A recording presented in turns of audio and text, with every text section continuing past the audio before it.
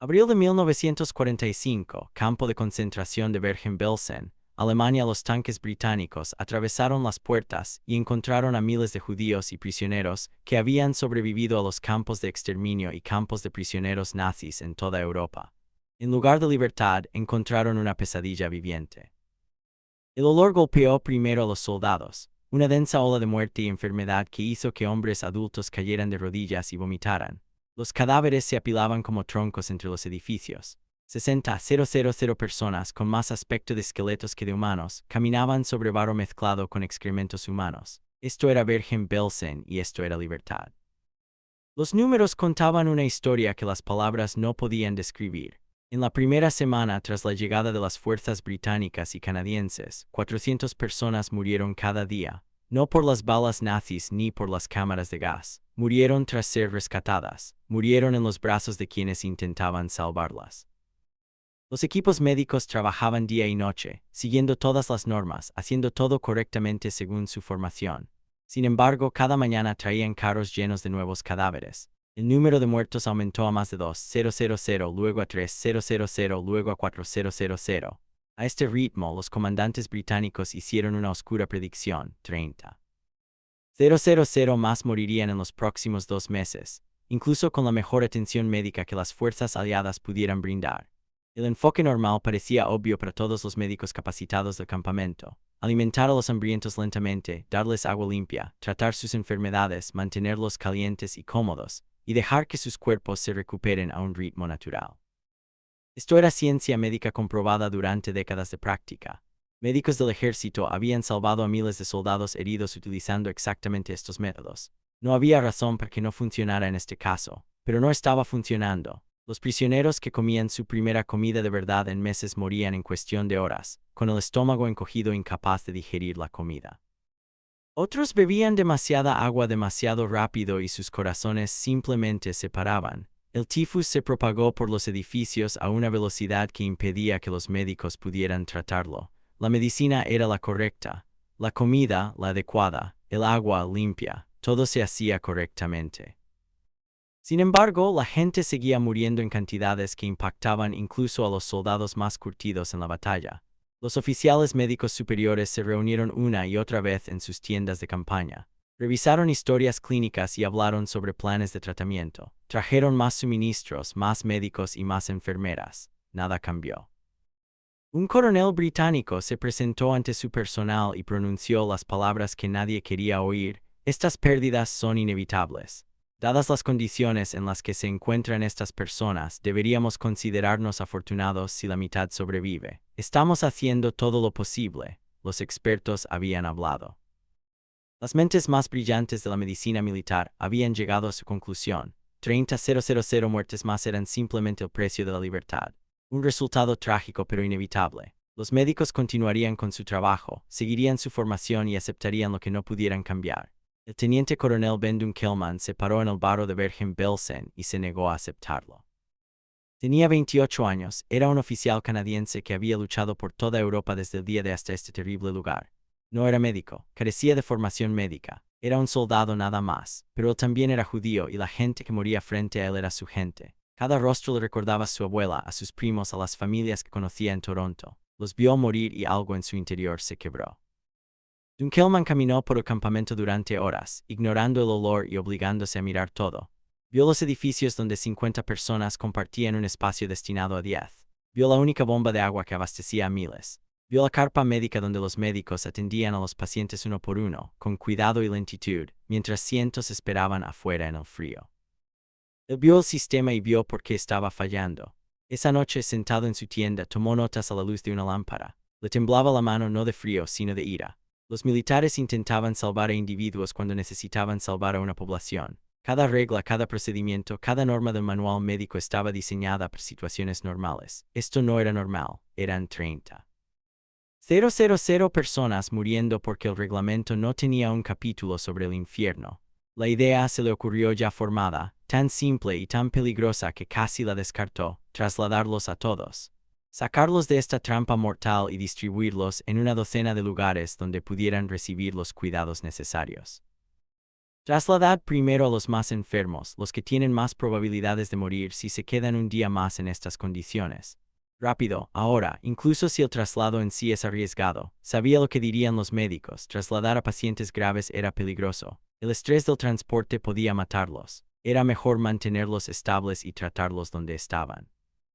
Este era el conocimiento médico básico que se enseñaba a todos los estudiantes de enfermería de primer año. Dunkelman revisó sus notas, 400 muertes al día. Ese era el costo de mantenerlos estables. Ese era el precio de seguir las reglas. Tomó su decisión. Mañana presentaría su plan a los oficiales superiores. Esperaba que se rieran de él, tal vez lo amenazaran con un castigo por hacerles perder el tiempo. Solo era un oficial de combate con una idea loca, enfrentándose a expertos médicos entrenados que habían olvidado más de medicina de lo que él jamás sabría. Pero tenía una ventaja que los expertos no tenían, no tenía nada que perder. Los médicos tenían su reputación, sus reglas, su orgullo profesional. Dunkelman solo tenía los rostros de los moribundos y la firme convicción de que ver morir a la gente siguiendo las reglas no era medicina. Era simplemente un asesinato lento y con papeleo. La lámpara parpadeaba en su tienda. Afuera, otra noche caía sobre Bergen-Belsen. Por la mañana, 400 más estarían muertos a menos que alguien hiciera algo imposible. A la mañana siguiente, Dunkelman entró a la reunión de comando con una carpeta llena de números y un plan que lo llevaría a un consejo de guerra. La carpa estaba repleta de oficiales británicos, personal médico y comandantes de suministros. Los mapas cubrían cada mesa. Los gráficos mostraban que las tasas de mortalidad subían como una fiebre incesante. Esperó su turno para hablar, observando a médicos experimentados sacudir la cabeza ante problemas que no tenían solución. Cuando se levantó, la sala quedó en silencio.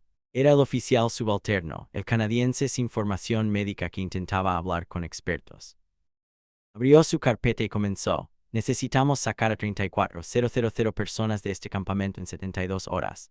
El silencio se rompió en risas, luego en susurros enojados y luego en un despido total.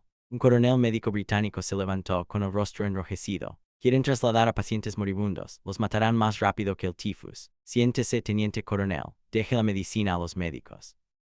Dunkelman no se sentó. Sacó su primera página de cálculos. Ahora mismo 400 personas mueren aquí cada día. Eso supone una tasa de mortalidad diaria del 12%. Si las trasladamos a instalaciones limpias con el espaciamiento adecuado, incluso si perdemos el 3% durante el transporte, aún salvamos el 9%. Eso supone 360 vidas al día. Cada día que esperamos, perdemos esas vidas. Su voz era firme, pero sus manos agarraban la carpeta con tanta fuerza que arrugaban las páginas. El personal médico resistió con fuerza. Trasladar a pacientes críticos requería ambulancias, equipos de transporte capacitados y equipo adecuado. No tenían nada de eso. Las carreteras estaban dañadas por la guerra. El clima era frío y húmedo. Los pacientes morían en la parte trasera de los camiones, rebotando por caminos difíciles, desangrándose o entrando en shock antes de llegar a su destino. Fue una locura. Era imposible organizarlo. Fue una irresponsabilidad médica. Dunkelman pidió una oportunidad para demostrar su teoría. Denme 500 de los pacientes más enfermos. Denme todos los camiones que puedan. Permítanme trasladar los 15 kilómetros hasta el pueblo más cercano con edificios intactos. Si me equivoco, nunca volveré a cuestionar las decisiones médicas. La sala estalló en discusiones. Finalmente, una sola voz cortó el ruido. El brigadier Helene Hugues, subdirector de servicios médicos, dio un paso al frente. Era médico militar de carrera y había presenciado todo tipo de horrores en el campo de batalla. Miró a Dunkelman, luego a los gráficos de tasa de mortalidad, luego volvió a mirar a Dunkelman. Te haces la prueba. 500 pacientes, 24 horas para ver los resultados. Si tu tasa de mortalidad es mayor que la nuestra, esta conversación termina para siempre. A la mañana siguiente, Dunkelman tomó el control de todos los vehículos que pudo encontrar, camiones del ejército alemán, ambulancias abandonadas e incluso algunos autobuses civiles abandonados en el caos. Reunió a asistentes médicos, enfermeras y voluntarios que estaban dispuestos a intentar algo loco. El plan era preciso. Cada paciente recibiría exactamente 1200 calorías de alimento antes del traslado, repartidas en 6 comidas pequeñas. El agua se limitaría a medio litro cada 2 horas, sin excepciones. Los cuerpos necesitaban combustible antes de poder soportar el estrés del movimiento. Cargaron el primer camión al amanecer. pacientes tan delgados que sus huesos se veían a través de la piel como sombras. Muchos no podían caminar. Los voluntarios los llevaban en camillas, moviéndose con la mayor suavidad posible sobre un terreno que no ofrecía ninguna suavidad. Cada camión llevaba 20 personas, repletas de mantas y bolsas de agua caliente. El personal médico viajaba a bordo, revisando los signos vitales, listo para detenerse si alguien se accidentaba. El viaje de 15 kilómetros duró 3 horas. Los camiones avanzaban a paso de tortuga por carreteras destruidas por bombas y tanques. Cada bache provocaba jadeos de dolor en las plataformas de carga. Tuvieron que parar 2 veces cuando los pacientes necesitaban atención de emergencia. Dunkelman viajaba en el vehículo delantero, mirando su reloj cada pocos minutos, calculando las tasas de mortalidad en su cabeza como un hombre que hace una cuenta regresiva para su propia ejecución. Llegaron a la ciudad a mediodía. Los edificios militares alemanes vacíos se convirtieron instantáneamente en hospitales. Los edificios eran fríos pero secos, con suelos y techos de verdad. Espacio. Ese era el milagro al que Dunkelman lo apostaba todo. En Bergen-Belsen, 50 personas compartían habitaciones destinadas a 10. Aquí, cada paciente tenía su propia cama con 90 centímetros de espacio a cada lado, espacio para que circulara el aire y para que las enfermedades no se propagaran como un reguero de pólvora. Los resultados de la prueba llegaron después de 24 horas. De los 500 pacientes trasladados, 15 fallecieron durante o poco después del traslado. Esto representó una tasa de mortalidad del 3%. De regreso al campamento principal de Bergen-Belsen, 60 pacientes habían muerto del mismo grupo inicial de 500 que se quedaron el 12%, exactamente como lo predijeron las estadísticas. Dunkelman acababa de demostrar que trasladar a personas moribundas era más seguro que dejarlas morir en el mismo lugar. El brigadier Hughes revisó las cifras 3 veces. Recorrió las nuevas instalaciones, revisando a los pacientes y hablando con el personal médico. Los supervivientes no estaban sanos, ni mucho menos, pero estaban vivos.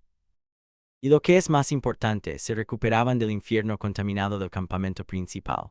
La medicina básica realmente funcionó. Las heridas empezaron a sanar, la fiebre bajó, los cuerpos recordaron cómo luchar. Hughes tomó su decisión, Dunkelman recibiría su operación completa. 200 vehículos, todo lo que pudiera conseguir de los campos de prisioneros de guerra alemanes.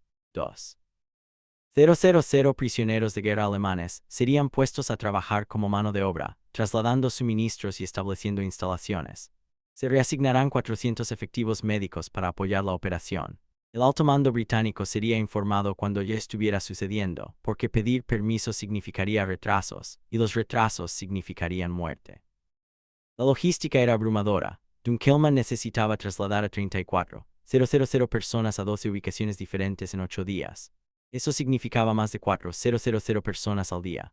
Cada lugar necesitaba camas, comida, agua, medicinas y personal. Tuvieron que convertir edificios militares, escuelas, fábricas y almacenes alemanes en hospitales operativos de la noche a la mañana. Había que localizar los suministros, los camiones tenían que circular constantemente y cada paciente necesitaba planes de atención individuales.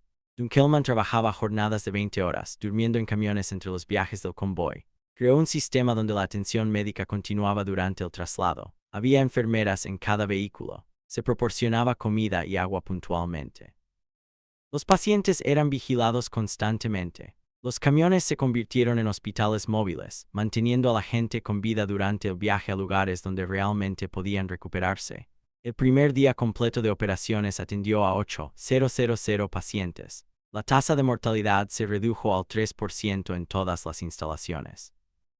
En comparación con el 12% que moría diariamente en el campo principal, esto fue una revolución. Una revolución simple, brutal y hermosa construida sobre la idea radical de que a veces salvar vidas significaba arriesgarlas.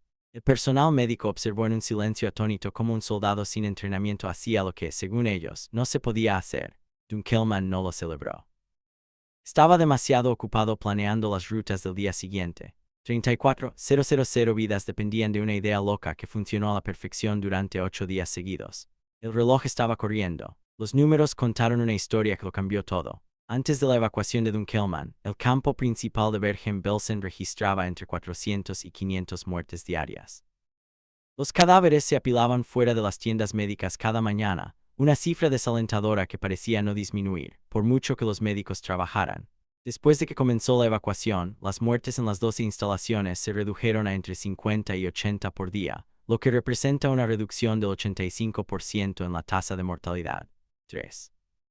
400 vidas que se habrían perdido solo en la primera semana se salvaron gracias a camiones, edificios militares alemanes y la negativa de un hombre a aceptar lo inevitable. Durante 8 días, 187 vehículos realizaron innumerables viajes entre Bergen-Belsen y la red dispersa de hospitales improvisados. Dunkelman utilizó todos los camiones, autobuses y ambulancias alemanes que pudo tomar del ejército derrotado. 2.000 prisioneros de guerra alemanes, hombres que semanas antes habían estado luchando contra los aliados, ahora transportaban a los sobrevivientes judíos en camillas y construían camas en almacenes vacíos. 400 profesionales médicos trabajaban en turnos que se confundían en un día interminable de clasificación, transporte y tratamiento. La operación trasladó a 34.000 personas, lo mismo que vaciar una pequeña ciudad en poco más de una semana. El alto mando británico no reaccionó con elogios. 3 días después del operativo, Dunkelman recibió un mensaje urgente para que se presentara en el cuartel general. Entró en una sala llena de oficiales superiores que lo miraron como si hubiera cometido un delito. Un general golpeó su mano sobre un escritorio y exigió saber con qué autoridad Dunkelman había tomado vehículos enemigos, usado prisioneros enemigos para trabajos forzados y trasladado pacientes en contra del claro consejo de los profesionales médicos. «Usted no es médico», dijo el general con voz áspera como un cristal roto. «Ha puesto vidas en peligro, desperdiciado recursos y creado una pesadilla logística. Estamos considerando un juicio militar por uso no autorizado de recursos enemigos y por imprudencia temeraria». Dunkelman se mantuvo firme y no dijo nada. No había nada que decir. Había infringido las reglas, ignorado las cadenas de mando y tomado decisiones que excedían con creces su autoridad. Desde cualquier punto de vista militar, merecía un castigo. Pero según todos los estándares humanos, había salvado 28.000 vidas en comparación con el número de muertes previsto. Las matemáticas eran simples, incluso si las reglas militares no lo eran. El brigadier Hughes llegó a la audiencia sin invitación y se paró junto a Dunkelman. Llevaba una carpeta repleta de informes médicos, certificados de defunción y estadísticas de supervivencia. Hughes era un oficial de carrera respetado, alguien a quien los generales no podían descartar fácilmente. Abrió su carpeta y leyó las cifras en voz alta: 12% de mortalidad diaria antes de la evacuación, 3% durante y después. Se prevé una pérdida de 30.000 vidas para finales de mayo. Pérdidas reales, menos de 2.000 hasta el momento. Levantó la vista de sus papeles. Si quieres, condúcelo a un consejo de guerra, pero hazlo después de explicarle al mundo por qué castigaste al hombre que salvó Bergen-Belsen. La amenaza de un consejo de guerra se desvaneció, pero no desapareció. Dunkelman continuó su trabajo bajo una nube de desaprobación oficial, consciente de que un error grave pondría fin no solo a la operación, sino a toda su carrera militar. La oposición vino de todos lados. Los hospitales militares tradicionales y los barcos hospitales esperaban en los puertos de las zonas de retaguardia, diseñados para recibir pacientes estables que pudieran sobrevivir a los procedimientos de evacuación estándar. Estas instalaciones contaban con el equipo adecuado, personal capacitado y suministros médicos completos. Permanecían prácticamente vacías mientras los hospitales de campaña de Dunkelman operaban al 300% de su capacidad en edificios que apenas contaban con agua corriente. Los médicos presentaron quejas formales. Los métodos de Dunkelman eran peligrosos, según afirmaban. Estaba especulando, no practicando la medicina. Sus altas tasas de supervivencia se debían a la suerte, no a la habilidad. Tarde o temprano, un camión se estrellaría o una instalación se vería afectada por un brote, y cientos morirían a la vez. Entonces todos verían que el enfoque adecuado, más lento y cuidadoso, había sido correcto desde el principio. Pero los desplomes no llegaron, los brotes no se propagaron, la tasa de mortalidad siguió disminuyendo. Los enfoques alternativos resultaron menos eficaces en aspectos que no se podían refutar. Los barcos hospitales diseñados para 200 pacientes recibieron alrededor de 50 desde Bergen-Belsen, todos en condición estable y con necesidad de cuidados mínimos. La evacuación tradicional a hospitales de zonas remotas tardaba semanas en organizarse, requería toneladas de papeleo y solo podía manejar un número reducido de personas. Cuando los canales adecuados procesaron las solicitudes y aprobaron los transportes, los pacientes ya estaban muertos. El sistema de Dunkelman era rudimentario y caótico, pero era rápido y funcionaba. Una sobreviviente llamada Adassa Rosensaft, quien más tarde se convertiría en una conocida voz de los sobrevivientes del Holocausto, dijo años después que la diferencia entre el campo principal y los lugares de evacuación era la diferencia entre la muerte y la vida. En Bergen-Belsen, nos moríamos con el estómago lleno porque la enfermedad estaba por todas partes. En los campos satélite, estábamos enfermos, pero nos recuperábamos porque podíamos respirar aire limpio. El joven oficial canadiense comprendió lo que los médicos no: necesitábamos más espacio que medicinas. La escala de la operación solo quedó clara cuando alguien intentó mapear las 12 ubicaciones y rastrear las líneas de suministro. Dunkelman había creado una red médica que se extendía por 50 kilómetros, conectada por caminos de tierra y atendida por cualquier persona disponible. Algunas instalaciones se encontraban en edificios militares alemanes abandonados, con cocinas y duchas intactas. Otras se encontraban en escuelas donde los pupitres de los niños se habían desplazado para dejar espacio a camas de hospital. Uno de los sitios era una antigua fábrica donde se sacaron las máquinas y se introdujeron las cunas. Cada ubicación recibía entregas diarias de alimentos, agua, medicamentos y ropa de cama limpia, todo coordinado a través de un puesto de comando que Dunkelman dirigía desde la parte trasera de un camión. La niebla de la mañana se extendía sobre estos hospitales improvisados como una manta suave, llevando consigo el olor a desinfectante y patatas hervidas. En la distancia se oían los motores de los camiones que traían el siguiente cargamento de pacientes o suministros. Las oraciones en Yiddish se mezclaban con órdenes alemanas mientras los prisioneros de guerra transportaban cajas de medicinas, y los sobrevivientes, lo suficientemente fuertes como para mantenerse en pie, ayudaban a cuidar a aquellos que todavía estaban demasiado débiles para moverse. Unas manos delgadas se aferraban a las mantas del ejército británico, la lana áspera, el primer calor real que muchos habían sentido en años. El olor a muerte lenta e imposiblemente comenzó a desvanecerse, reemplazado por el olor penetrante y limpio del antiséptico y el olor terroso de la comida real cocinándose en cocinas reales. Los informes oficiales británicos presentados en mayo de 1945 describieron una mejor coordinación médica y mejores planes de tratamiento en Bergen-Belsen. Mencionaron nuevas instalaciones satélite y una mejor distribución de suministros. Elogiaron al personal médico de alto nivel por sus enfoques innovadores para el control del tifus y la recuperación nutricional. El nombre de Dunkelman no apareció en ninguna parte del registro oficial. Un joven oficial canadiense sin formación médica no encajaba en la historia de una medicina militar profesional que resolvió una crisis sin precedentes. Pero los sobrevivientes lo sabían. Conocían los camiones que llegaban cuando los médicos decían que moverlos los mataría. Conocían al joven oficial que recorría las instalaciones a diario, revisando a los pacientes, gritándoles a los sargentos de suministros y asegurándose de que la comida llegara a tiempo. Sabían que alguien se había negado a dejarlos morir en silencio según las reglas, y en cambio, había roto todas las reglas para permitirles vivir ruidosamente y obstinadamente y contra todo pronóstico. 34. 000 personas conocían la verdad, aunque los informes oficiales no. Semanas después, la guerra terminó y Dunkelman regresó a su casa en Canadá. No habló de Bergen-Belsen. Cuando le preguntaban sobre su servicio, hablaba de operaciones de combate, de las playas del día D y de las ciudades alemanas liberadas. No mencionó los camiones ni los moribundos ni los 8 días que salvaron 34,000 vidas. No fue la modestia lo que lo mantuvo callado. Fue algo más profundo, algo que sucede cuando una persona ve lo peor de la humanidad y luego tiene que vivir en un mundo que quiere olvidar. Pero los militares no olvidaron lo que había demostrado, aunque olvidaron su nombre. En 1950, la OTAN adoptó planes de evacuación de víctimas masivas basados directamente en los métodos de Dunkelman.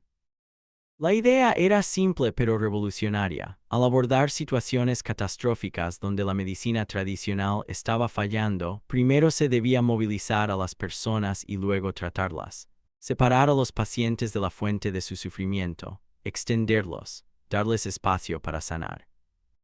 Los planes incluían directrices específicas: trasladar primero a los más enfermos, mantener la atención médica durante el traslado y establecer múltiples instalaciones pequeñas en lugar de un solo hospital grande.